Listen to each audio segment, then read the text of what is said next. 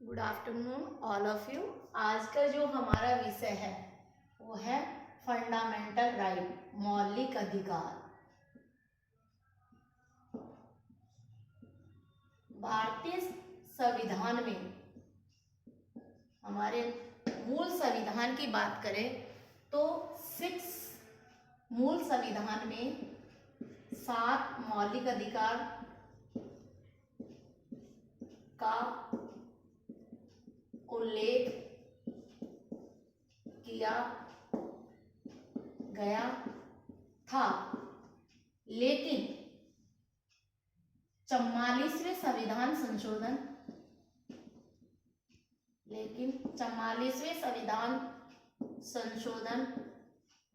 1978 1978 के तहत संपत्ति के अधिकार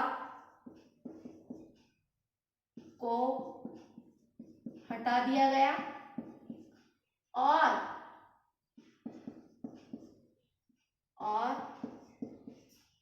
संविधान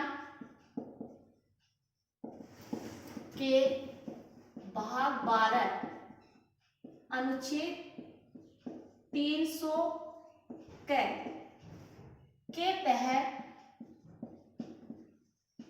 विधिक का दर्जा दिया गया। वर्तमान में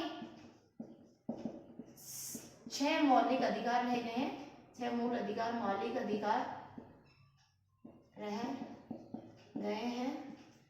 क्वेश्चन किसी भी तरह से वो पूछ सकता है कि भारतीय संविधान में जो मूल संविधान में कितने मूल अधिकार थे, वर्तमान में कितने हैं। मूल में पूछेंगे तो आप 7 करेंगे, वर्तमान में पूछेंगे तो आप 6 मौलिक अधिकार करेंगे। और यहाँ आप वो इस तरह से भी पूछा जा सकता है कौन से भाग में मूल अधिकार का उल्लेख किया गया है, तो भाग 3 में।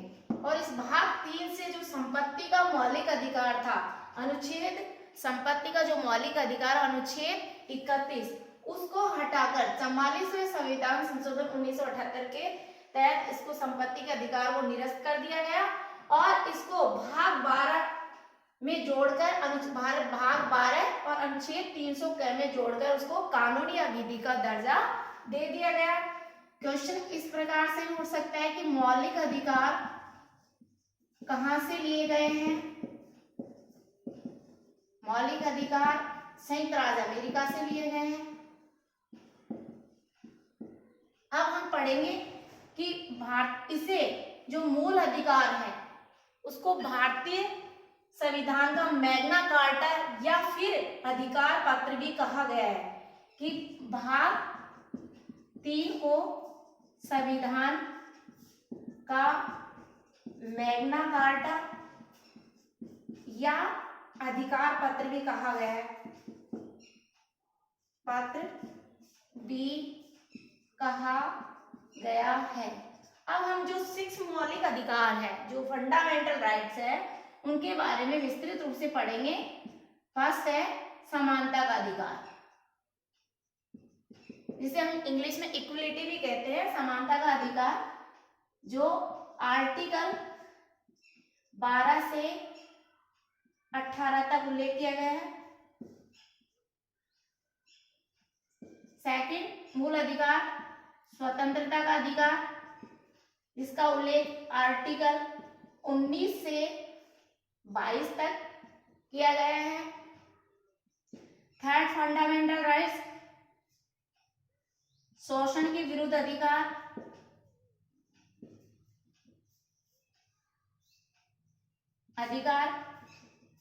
इसका उल्लेख आर्टिकल 23 से 24 तक उल्लेख किया गया है।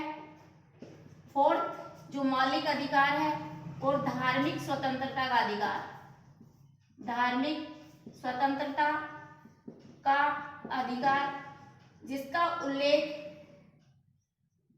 आर्टिकल 25 से 28 तक उल्लेख किया गया है।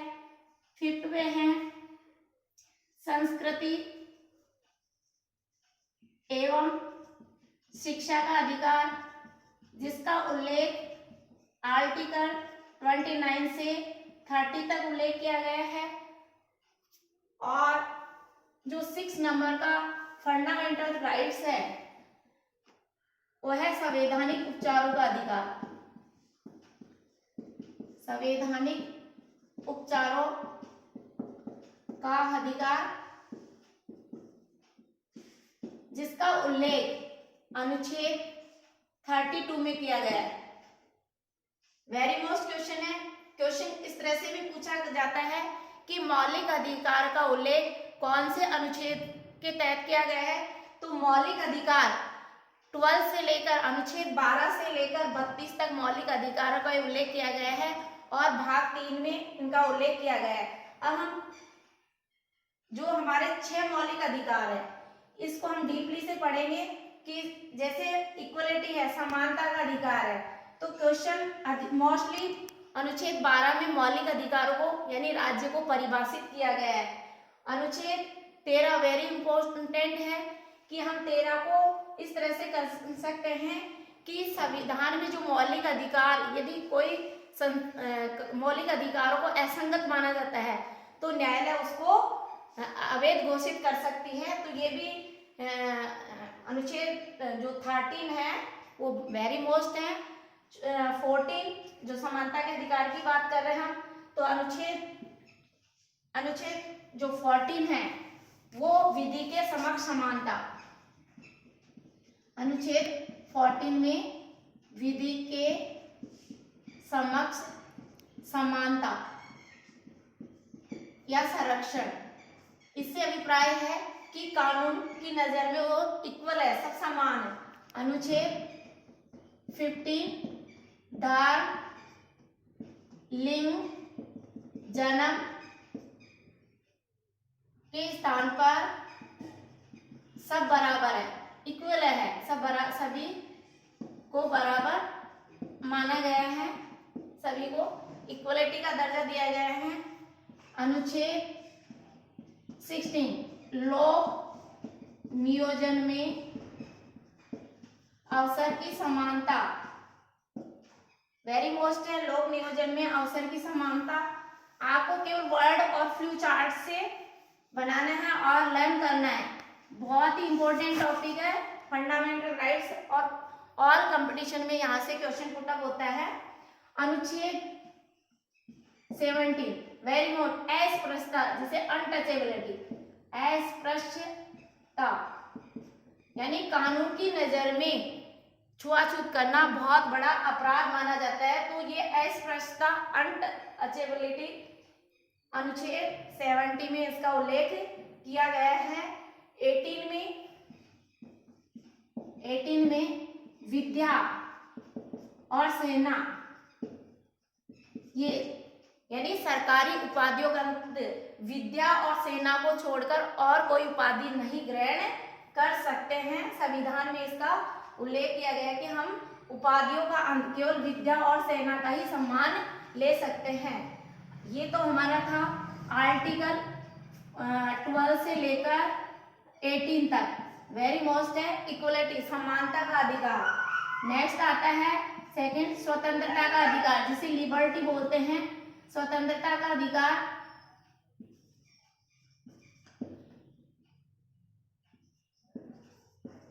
स्वतंत्रता का अधिकार ये आर्टिकल 19 से लेकर 22 तक वेरी मोस्ट है। जो प्रेस की स्वतंत्रता आर्टिकल 19(1) में की गई है, और अनुच्छेद 19 में 6 प्रकार की स्वतंत्रताएं हैं। भ्रमण करने की स्वतंत्रता, विचार करने की स्वतंत्रता, कहीं पर निवास करने की स्वतंत्रता, व्यापार करने की स्वतंत्रता, और आप निरायुध यानी कि बिना अस्त्र शस्त्र के आप सम्मेलन कर सकते हैं। तो कई बार यहाँ से भी क्वेश्चन पूछा जाता है कि भारतीय संविधान में किस अनुच्छेद में 6 प्रकार की स्वतंत्रता है, तो वो 19 में है। और यदि प्रेस की स्वतंत्रता की बात करें तो आर्टिकल 19(1) में उसका उल्लेख किया गया है। 20 में अनुच्छेद अनुच्छेद 20 में अपराधों के संबंध में संरक्षण, अपराधों के संबंध में, यानी कोई व्यक्ति अपराध करता है तो उस एक ही अपराध के लिए उसको एक ही बार ही दंड दिया जा सकता है अनुच्छेद 20 में। अनुच्छेद 21 में भी आपने जो जीवन की स्वतंत्रता का अधिकार माना गया है, तो इसमें अनुच्छेद 21 का वेरी मोस्ट है। अनुच्छेद 21 में जो हमारे 86वां संविधान संशोधन 2002 86वां संविधान संशोधन 2002 में चाहे वो एडॉप्ट लिया हुआ बच्चा हो, तो भारतीय संविधान में ये निःशुल्क और अनिवार्य शिक्षा का अधिकार 86वां संविधान संशोधन अनुच्छेद 21 में लागू कर दिया गया है। चाहे आप बच्चा एडॉप्ट करके लो, लेकिन 6 से 14 वर्ष के बालकों को अनिवार्य शिक्षा देना कानून के लिए कानून बना दिया गया है। उसके बाद में हम 22 की बात करें, आर्टिकल 22 में जो निवारक निरोध या नजरबंद का उल्लेख करता है। इससे अभिप्राय कि हम किसी भी व्यक्ति को यदि आप बंदी बना लिया गया है तो वो अपनी इच्छा उसको 24 घंटे के भीतर निकटतम मजिस्ट्रेट के सामने पेश करना होगा। वो अपनी इच्छा से चाहे तो अपनी चॉइस का अधिवक्ता कर सकता है और वो अपनी कोर्ट में अपनी मांग रख सकता है। तो ये निवारक निरोध अधिनियम का उल्लेख किया गया है अनुच्छेद 22 में। इसी में बहुत सारे जैसे पीसा आया, पोटा आया, मीसा पैक्ट आया, ये वेरी मोस्ट क्वेश्चन है। फिर आता है जो थर्ड प्रकार का शोषण के विरुद्ध अधिकार। शोषण के विरुद्ध अधिकार को आप इस तरह से लर्न कर सकते हैं कि जो आर्टिकल 23 है, आर्टिकल 23 में क्या होता है, बलात् श्रम यानी मानव के साथ जितना आप काम कराते हैं उसके अकॉर्डिंग आपको पारिश्रम नहीं दिया जाना, तो एक तरह से वो शोषण है। यानी ये अपन शोध में कहे तो दास प्रथा। और अनुच्छेद 24 को इस तरह से लर्न कर सकते हैं कि बाल श्रम का मतलब होता है कि 6 से 14 वर्ष के बालकों को किसी जोखिम भरे काम में हम कानून की नजर में वो भी अपराध है, जोखिम भरा काम नहीं करवा सकते। ये हमारे शोषण के विरुद्ध अधिकार। नेक्स्ट है फोर्थ, धार्मिक स्वतंत्रता का अधिकार। धार्मिक स्वतंत्रता की बात करें, धार्मिक स्वतंत्रता जो कि आर्टिकल 25 से धार्मिक स्वतंत्रता 25 से 28 तक आर्टिकल 25 में अंतःकरण की स्वतंत्रता, यानी हम किसी भी धर्म को मानने, आचरण करने और प्रचार करने की स्वतंत्रता है। अनुच्छेद 25 में किसी भी धर्म को मान सकते हैं, आचरण धर्म को मानने की पूरी स्वतंत्रता है।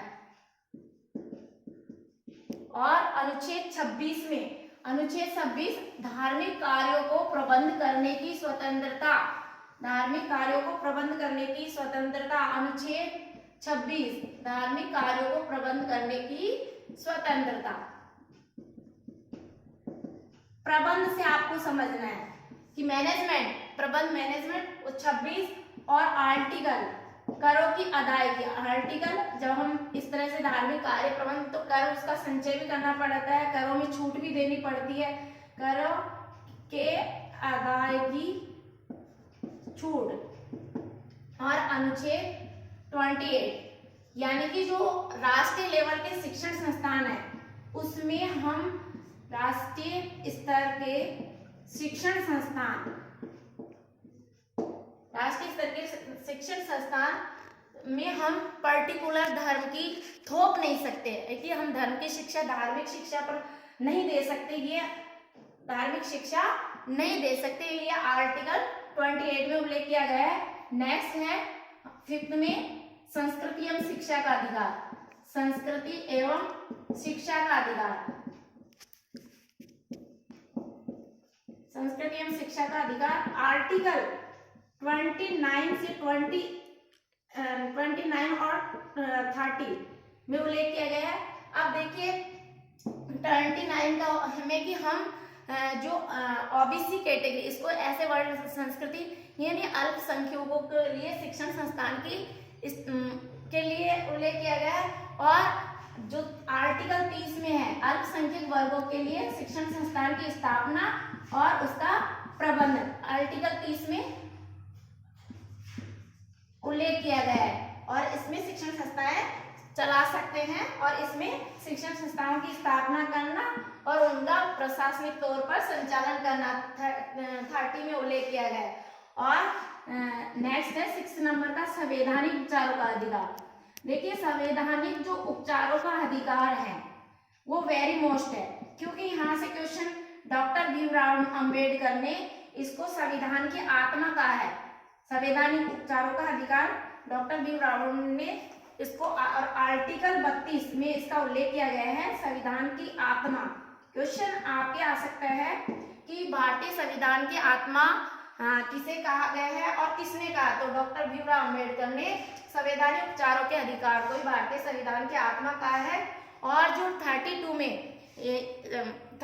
में यह है कि सुप्रीम कोर्ट या और हाई कोर्ट इन दोनों को पावर है कि 5 प्रकार की वे रिटें जारी कर सकते हैं इनको फंडामेंट्स को सुरक्षित करने के लिए जैसे बंदी प्रतिक्षेपण है, परमादेश है, प्रतिषेध है, निषेध है और अधिकार पक्ष है। ये 5 प्रकार की रिट है वो जारी कर सकता है। और भारतीय संविधान जो मौलिक अधिकारों में किसी प्रकार का संशोधन करना है तो वो पावर राष्ट्रपति को ही होता है। और यदि क्वेश्चन इस तरह से पूछते हैं, या तो आपको डिटेल रूप से इस तरह से पूछा जाएगा या फिर आप मिनी संविधान किसे कहा गया है, तो भारतीय संविधान के 42वें संविधान संशोधन 1976 को मिनी संविधान घोषित किया गया है। और मिनी संविधान जो 42वें संविधान संशोधन में ही पंथनिरपेक्षता, धर्मनिरपेक्षता और अखंडता शब्दों को जोड़ा गया था। और यहाँ तक कि हमारे जो संविधान में प्रोटेक्शन की बात करते हैं तो एक क्वेश्चन और वेरी मोस्ट है यहाँ से कि भारतीय संविधान के अनुच्छेद 20 और 21 ये राष्ट्रीय आपात के समय भी इनको निरस्त नहीं किया जा सकता। 20 और 21 अनुच्छेद ऐसे हैं जिसमें आपातकाल के समय भी समाप्त नहीं किया जा सकता। और राष्ट्रीय आपात अनुच्छेद 352 कैसे भी कंडीशन हो तो 20 और अनुच्छेद 21 ऐसे हैं जिसको राष्ट्रीय आपात के समय भी समाप्त नहीं किया जा सकता। Thank you so much. यदि किसी प्रकार से आपको समझ में नहीं है तो आप 9828861404 पे आप अपने कमेंट्स दे सकते हैं। और यदि आपको अच्छा लगा ये टॉपिक तो आप सब्सक्राइब कर सकते हैं। Thank you so much.